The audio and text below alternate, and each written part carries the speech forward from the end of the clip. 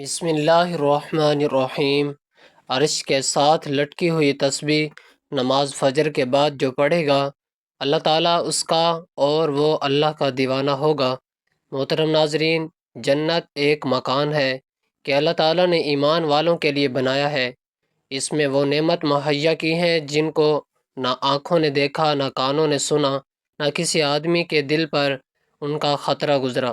جو کوئی مثال اس کی تعریف میں دی جائے سمجھانے کے لیے ہے، ورنہ دنیا کے اعلیٰ سے اعلیٰ شے کو جنت کسی چیز کے ساتھ کچھ مناسبت نہیں۔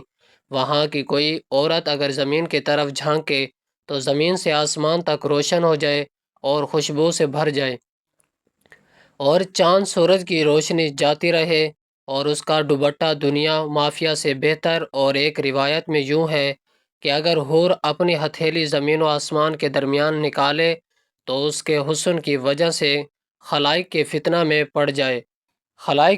پڑ جائے، اور اگر اپنا دوپٹہ ظاہر کرے تو اس کی خوبصورتی کے آگے آفتاب ایسا ہو جائے جیسے آفتاب کے سامنے چراغ۔ اور اگر جنت کے کوئی ناخن بھر چیز دنیا میں ظاہر ہو تو تمام آسمان و زمین اس سے آراستہ ہو جائیں، اور اگر جنتی کا کنگن ظاہر ہو تو آفتاب کی روشنی مٹا دے جیسے آفتاب ستاروں کی روشنی مٹا دیتا ہے۔ جنت کتنی وسیع ہے، اس کو اللہ رسول عز و جل صلی اللہ تعالیٰ علیہ وسلم ہی جانے۔ اجمالی بیان یہ ہے کہ اس میں 100 درجے ہیں، ہر درجوں میں وہ مسافت ہے جو آسمان و زمین کے درمیان ہے۔ رہایا کہ خود اس درجے کی کیا مسافت ہے، اس کے متعلق کوئی روایات خیال میں نہیں، البتہ ایک حدیث ترمذی کی یہ ہے: اگر تمام عالم دین درجے میں جمع ہوں تو سبز کے لیے وسیع ہے۔ جنت میں ایک درخت ہے جس کے سائے میں 100 برس تک تیز گھوڑے پر سوار چلتا رہے اور ختم نہ ہو۔ جنت کے دروازے اتنے وسیع ہوں گے کہ ایک بازو سے دوسرے تک تیز گھوڑے کی 70 برس کی راہ ہوگی، پھر بھی جانے والوں کی وہ کثرت ہوگی، مونڈے سے مونڈا چلتا ہوگا، بلکہ بھیڑ کی وجہ سے دروازہ چلانے لگے گا۔ اس میں قسم قسم کے جو باہر کی محل ہیں، ایسے صاف و شفاف کے اندر کا حصہ باہر سے اور باہر کا اندر سے دکھائی دے۔ جنت کی دیواریں سونے اور چاندی کی اینٹوں اور مشک کے گارے سے بنی ہے، ایک اینٹ سونے کی اور دوسری چاندی کی، زمین زعفران کی کنکریوں کی جگہ موتی اور یاقوت۔ ایک روایت میں ہے کہ جنت عدن کی ایک اینٹ سفید موتی کی ہے، ایک یاقوت سرخ کی، ایک زبرجد سبز کی، اور مشک گارا اور گھاس کی جگہ زعفران ہے۔ موتی کی کنکریاں، عنبر کی مٹی، جنت میں ایک ایک موتی کا خیمہ ہوگا جس کی بلندی 60 میل۔ جنت میں 4 دریا ہیں، ایک پانی کا، دوسرا دودھ کا، تیسرا شہد کا، چوتھا شراب کا۔ پھر ان سے نہریں نکل کر ہر ایک کے مکان میں جا رہی۔ وہاں کی نہریں زمین کھود کر نہیں بیٹھتی بلکہ زمین کے اوپر رواں ہیں۔ نہروں کا ایک کنارہ موتی کا، دوسرا یاقوت کا، اور نہروں کی زمین خالص مشک کی۔ وہاں کی شراب دنیا کی سی نہیں جس میں بدبو اور کرواہٹ اور نشہ ہوتا ہے اور پینے والے بے عقل ہو جاتے ہیں، آپے سے باہر ہو کر بیہودہ پکتے ہیں۔ وہ پاک شراب ان سب باتوں سے پاک و منزہ ہے۔ جنتیوں کو جنت میں ہر قسم کے لذیذ سے لذیذ کھانے میں ملیں گے، جو چاہیں گے فوراً ان کے سامنے موجود ہوگا۔ اگر کسی پرندے کو دیکھ کر اس کے گوشت کھانے کو جی ہو تو اسی وقت بھنا ہوا ان کے سامنے آ جائے گا۔ اگر پانی وغیرہ کی خواہش ہو تو کوزے خود ہاتھ میں آ جائیں گے، ان میں ٹھیک اندازے کے موقف پانی، دودھ، شراب، شہد ہوگا۔ ان کی خواہش سے ایک قطرہ کم نہ زیادہ، بعد پینے کے خود بخود جہاں سے آئے تھے چلے جائیں گے۔ وہاں نجاست، گندگی، پاخانہ، پیشاب، تھوک، رینڈ، کان کا میل، بدن کا میل اصلاً نہ ہوں گے۔ ایک خوشبودار فرحت بخش پسینہ نکلے گا، سب کھانا ہضم ہو جائے گا اور ڈکار اور پسینے سے مشک کی خوشبو نکلے گی۔ ہر شخص کو 100 آدمیوں کے کھانے پینے جمع کی طاقت دی جائے گی۔ ہر وقت زبان سے تسبیح و تکبیر سے قصد اور بلا قصد مسل سانس کی جاری ہوگی۔ کم سے کم ہر شخص کے سرہانے 10,000 خادم کھڑے ہوں گے۔ خادموں میں ہر ایک کے ہاتھ میں چاندی کا پیالہ ہوگا اور دوسرے ہاتھ میں سونے کا، اور ہر پیالے میں نئے نئے رنگ کی نعمت ہوگی۔ جتنا کھاتا جائے گا لذت میں کمی نہ ہوگی بلکہ زیادتی ہوگی۔ ہر نوالے میں 70 مزے ہوں گے، ہر مزہ دوسرے سے ممتاز۔ وہ مہن محسوس ہوں گے، ایک کا احساس دوسرے سے مانی نہ ہوگا۔ جنتیوں کے نہ لباس پرانے پڑیں گے، نہ ان کی جوانی فنا ہوگی۔ پہلا گروہ جو جنت میں جائے گا، ان کے چہرے ایسے روشن ہوں گے جیسے 14ویں رات کا چاند، اور دوسرا اگر وہ جیسے کوئی نہایت روشن ستارہ۔ جنتی سب ایک دل ہوں گے، ان کے آپس میں کوئی اختلاف و بغض نہ ہوگا۔ جنتی جب جنت میں جائیں گے، ہر ایک اپنے اعمال کی مقدار سے مرتبہ پائے گا، اور اس کے فضل کی حد نہیں۔ پھر انہیں دنیا کی ایک ہفتے کی مقدار کے بعد اجازت دی جائے گی کہ اپنے پروردگار عز و جل کی زیارت کریں، اور عرش الہی ظاہر ہوگا، اور رب عز و جل جنت کے باغوں میں سے ایک باغ میں تجلی فرمائے گا، اور ان جنتیوں کے لیے ممبر بچھائے جائیں گے۔ نور کے ممبر، موتی کے ممبر، یاقوت کے ممبر، زبرجد کے ممبر، سونے کے ممبر، چاندی کے ممبر، اور ان میں ادنا مشک و کافور کے ٹیلے پر بیٹھے گا، اور ان میں ادنا کوئی نہیں۔ اپنے گمان میں کرسی والوں کو کچھ اپنے سے بڑھ کر نہ سمجھیں گے، اور نہ خدا کا دیدار ایسا صاف ہوگا جیسے آفتاب اور 14ویں رات کے چاند کو ہر ایک اپنی اپنی جگہ سے دیکھتا ہے، کہ ایک کا دیکھنا دوسرے کے لیے معنی نہیں۔ اور اللہ عز و جل ہر ایک پر تجلی فرمائے گا، ان میں سے کسی کو فرمائے گا، اے فلاں بن فلاں، تجھے یاد ہے جس دن تو نے ایسا ایسا کیا تھا؟ دنیا کے بغض، معافی یاد دلائے گا۔ بندہ عرض کرے گا، کیا تو نے مجھے بخش نہ دیا؟ فرمائے گا، ہاں، میری مغفرت کی وسعت کی وجہ سے تو اس مرتبے کو پہنچا۔ اور وہ سب اسی حالت میں ہوں گے کہ ابر چھائے گا اور ان پر خوشبو برسائے گا کہ ان کی سی خوشبو ان لوگوں نے کبھی نہ پائی تھی۔ اور اللہ عز و جل فرمائے گا کہ جاؤ اس کی طرف، تو میں نے تمہارے لیے عزت تیار کر رکھی ہے۔ جو چاہو لوگ ایک بازار جائیں گے، جیسے ملائکہ گھیرے ہوئے ہیں۔ ان میں وہ چیزیں ہوں گی کہ ان کی مثل نہ آنکھوں نے دیکھی، نہ کانوں نے سنی، نہ قلوب پر ان کا خطرہ گزرا۔ اسی میں سے جو چاہیں گے ان کے ساتھ کر دی جائے گی، اور خرید و فروخت نہ ہوگی، اور جنت ہی اس بازار میں باہم ملے گی۔ چھوٹے مرتبے والا بڑے مرتبے والے کو دیکھے گا، اس کا لباس پسند کرے گا، اور گفتگو ختم بھی نہ ہوگی کہ خیال کرے گا میرا لباس اس سے اچھا ہے، اور یہ اس وجہ سے کہ جنت میں کسی کے لیے غم نہیں۔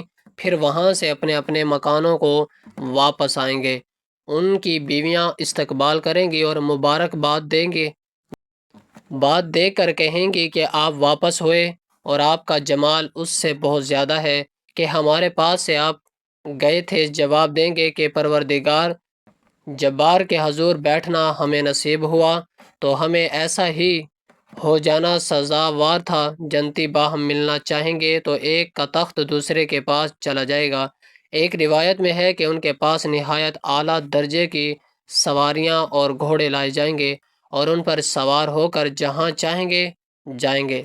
سب سے کم درجے کا جو جنتی ہے، اس کے باغات اور بیویاں اور نعیم و خدام اور تخت 1000 برس کے مسافت تک ہوں گے، اور ان میں اللہ عز و جل کے نزدیک سب میں معزز وہ ہے جو اللہ تعالیٰ کی وجہ سے کریم کی دیدار سے ہر صبح شام مشرف ہوگا۔ جب جنتی جنت میں جائیں گے، اللہ عز و جل ان سے فرمائے گا، کچھ اور چاہتے ہو جو تم کو دوں؟ عرض کریں گے، تو نے ہمارے منہ روشن کی جنت میں داخل کیا، جہنم سے نجات دے۔ اس وقت پردہ مخلوق پر تھا اٹھ جائے گا، تو دیدار الہی سے بڑھ کر انہیں کوئی چیز نہ ملی ہوگی۔ لوگ کہتے ہیں کہ ہمارا رب ہمارے دلوں میں رہتا ہے۔ کچھ لوگوں کا یہ بھی کہنا ہے کہ دل خدا کا گھر ہوتا ہے۔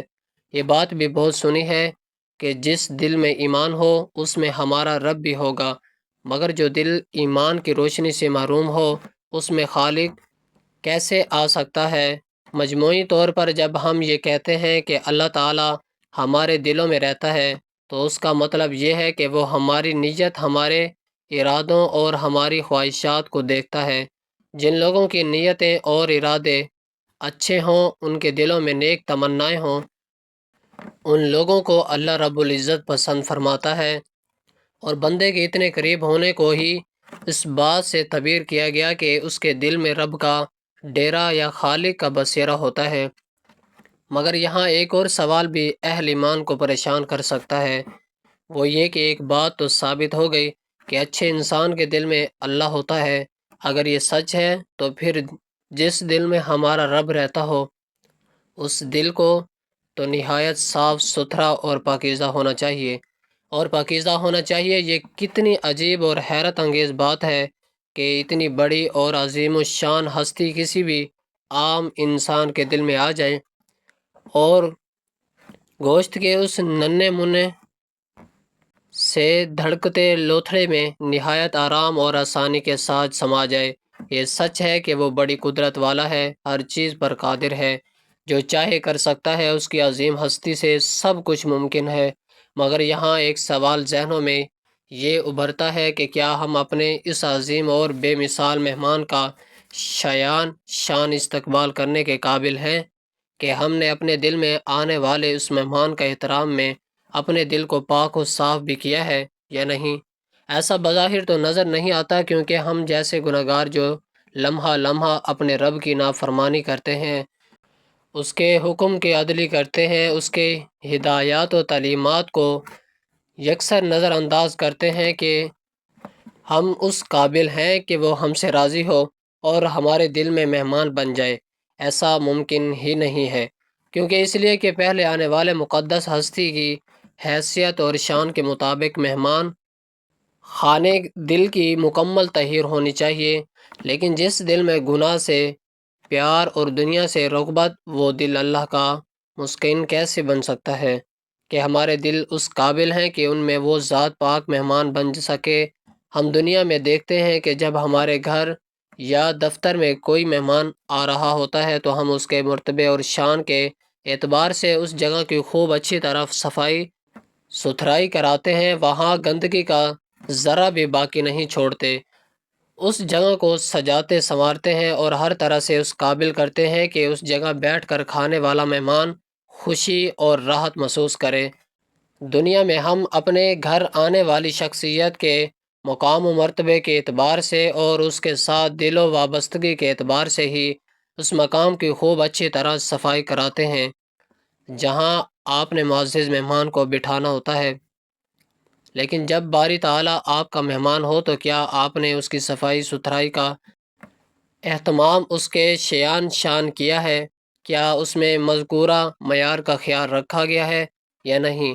ایسے میں تو ہر اہل ایمان کو چاہیے کہ پہلے وہ اپنے خالق اور مالک کا شکر ادا کرے اور اس کا احسان مانے کہ وہ اس کے دل میں اس کا مہمان بنے گا۔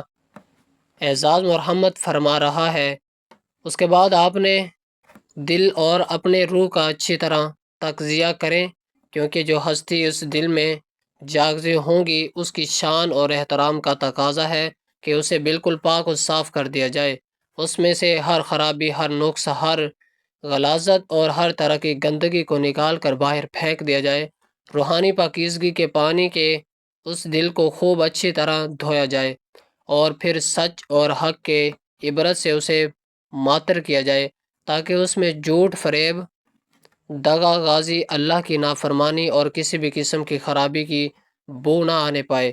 اس کے بعد ہی یہ دل اس قابل ہو سکے گا کہ اس میں ہم سب کا خالق، ہماری جانوں اور ہمارے مالوں کا مالک اس میں قیام کر سکے۔ انسان کا دل اللہ کا گھر ہے جس میں اللہ اپنی مرضی سے رہتا بستا ہے، لیکن انسان کے دل کو اللہ کا گھر ہونے کا شرف اس وقت ملتا ہے جب اس دل کے اندر اللہ تعالیٰ کا ذکر بس جائے اور یہ دل عشق رسول صلی اللہ علیہ وسلم سے جگمگا اٹھے اور ایسا روشن منور ہو جائے کہ پھر اللہ تبارک و تعالیٰ کے سوا کچھ اور نظر ہی نہ آئے۔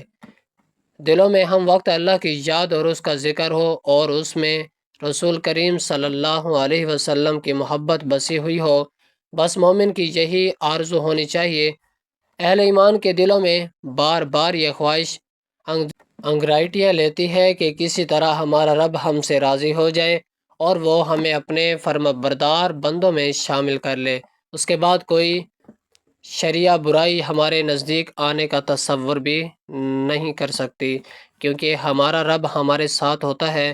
اگر انسان کے دل میں یہ سوچ، یہ فکر اور یہ جذبہ پیدا ہوتا ہے، اس کا سیدھا سا مطلب یہ ہے کہ ہمارا رب بھی یہی چاہتا ہے کہ ہم بس اس کے ہو کر رہ جائیں، ہمارے دلوں میں صرف وہی ذات ہو، اس کے سوا ہمارا خیال ہو اور ہمارے دلوں میں کوئی دوسرا نہ ہو۔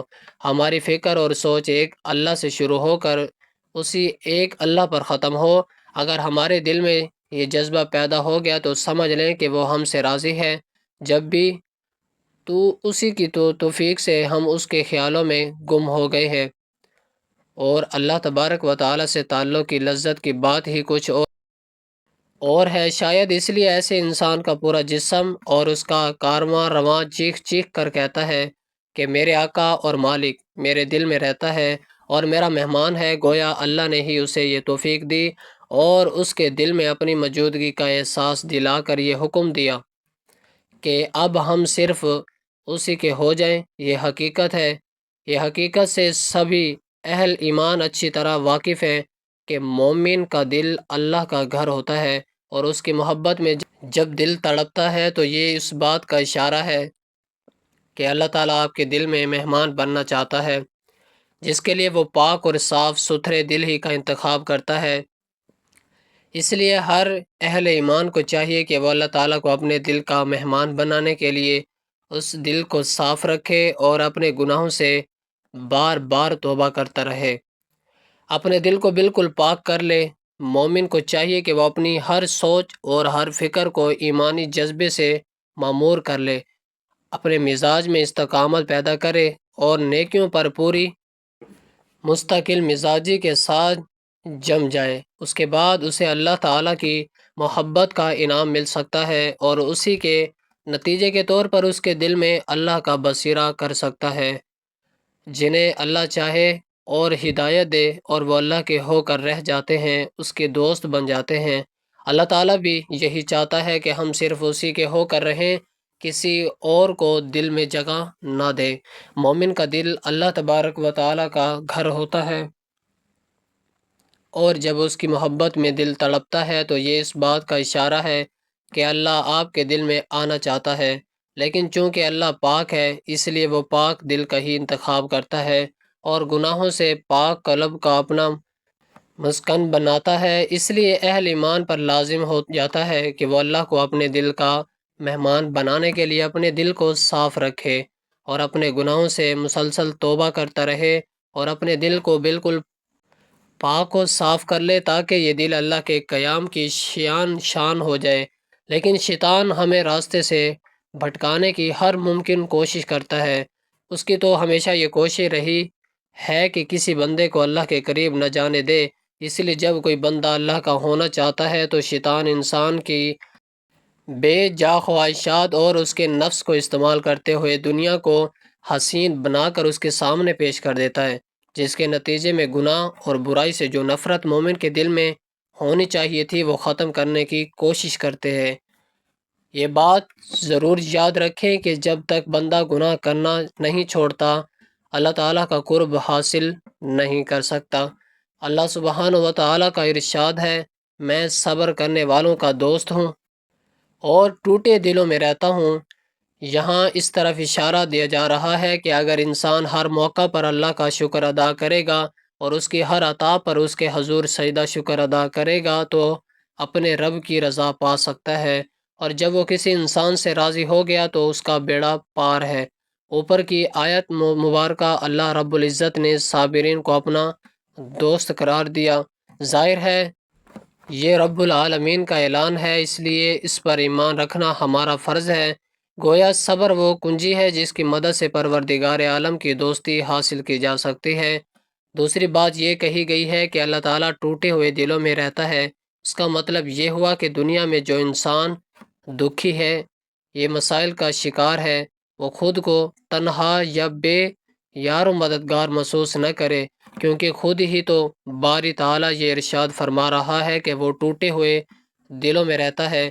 دل اسی کا ٹوٹتا ہے جو مشکلات میں گھرا ہوا ہو اور اسے ایسا لگتا ہے جیسے ساری دنیا اس سے ناراض ہے یا حالات میں اس کے گرد گھیرا تنگ کر دیا ہے۔ مگر اس آیت مبارکہ میں ایسے پریشان حال لوگوں کے لیے یہ خوشخبری ہے کہ وہ فکر مند نہ ہوں، کیونکہ ان کے دل میں خدا رہتا ہے۔ اللہ تعالیٰ سے دعا ہے کہ وہ سبھی اہل ایمان پر اپنا کرم فرمائے اور انہیں اپنا مقبول اور فرمانبردار بننے کی توفیق عطا فرمائے، آمین۔ ناظرین، عرش کے ساتھ لٹکی ہوئی تسبیح اور جنت کے درختوں کے پتوں پر لکھی جانے والی یہ تسبیح پڑھنے والا ہر دن کوئی نہ کوئی معجزہ ضرور دیکھتا ہے۔ ناظرین، ایسی تسبیح جو عرش کے ساتھ لٹکی ہوئی ہے، جو بندہ اس تسبیح کو روزانہ پڑھتا ہے وہ اللہ تبارک و تعالیٰ کے سب سے پیارے بندوں میں شامل ہوتا ہے۔ اللہ پاک اپنے اس بندے سے بے حد پیار کرتا ہے۔ اللہ پاک اپنے اس بندے پر اپنی رحمتوں کو نشاور کرتا ہے۔ دنیا کی ہر چیز ان سے پیار کرنے لگتی ہے۔ اس تسبیح کو پڑھنے والا ہر دن اللہ تعالیٰ سے اپنی حاجات، اپنی خواہشات ضرور پورے کرواتا ہے، یعنی وہ اپنے ہر معاملات میں اللہ پاک کی مدد پاتا ہے۔ یہ تسبیح جو جنت کے درختوں کے پتوں پر جنتی حوروں کے پروں پر لکھی ہے، وہ تسبیح ہے کلمہ طیبہ، یعنی لا الہ الا اللہ محمد الرسول اللہ صلی اللہ علیہ وآلہ وسلم۔ جو شخص لا الہ الا اللہ محمد رسول اللہ پڑھے گا تو وہ اللہ تعالیٰ کا سب سے پیارا بندہ ہوگا۔ یہ تسبیح کسی بھی وقت پر چلتے پھرتے پڑھ لیں۔ اگر آپ نے اللہ تعالیٰ کو خوش کرنا ہے، اللہ کو راضی کرنا ہے، اللہ سے اپنی ہر بات منوانی ہے، تو اس تسبیح کو اپنی زندگی کا حصہ بنا لیں، کیونکہ اللہ تعالیٰ اپنے ان بندوں سے بہت زیادہ محبت کرتا ہے جو اللہ کے نبی سے محبت کرتے ہیں۔ ناظرین، اگر آپ بھی اللہ کے رسول سے پیار کرتے ہیں تو آپ بھی یہ تسبیح لا الہ الا اللہ محمد رسول اللہ لازمی پڑھیں۔ انشاءاللہ یہ تسبیح آپ کے گھر میں خوشیاں لائے گی، برکتیں لائے گی۔ یہ تسبیح آپ کے گھر سے پریشانیوں کو اور بھی بے برکتیوں کو باہر نکال پھینک دے گی۔ اللہ تعالیٰ ہم سب کو بھی اپنے نبی کے پیاروں میں شامل کرے، آمین۔ کلمہ طیبہ لا الہ الا اللہ محمد رسول اللہ کے بہت سارے مبارک نام ہیں۔ اس کا ایک نام کلمہ توحید بھی ہے، کلمہ اخلاص بھی ہے، اسے کلمہ احسان بھی کہتے ہیں، اسے کلمہ تقویٰ بھی کہتے ہیں۔ اس مبارک کلمے کا نام کلمہ ثابتہ، یعنی ثابت شدہ کلمہ، پکا کلمہ، نہ مٹنے والا کلمہ، ہمیشہ رہنے والا کلمہ بھی۔ اللہ تعالیٰ نے کیسی مثال بیان فرمائی پاکیزہ بات کی، جیسے پاکیزہ درخت جس کی جڑ قائم اور شاخیں آسمان میں ہر وقت اپنا پھل دیتا ہے، اپنے رب کے حکم سے۔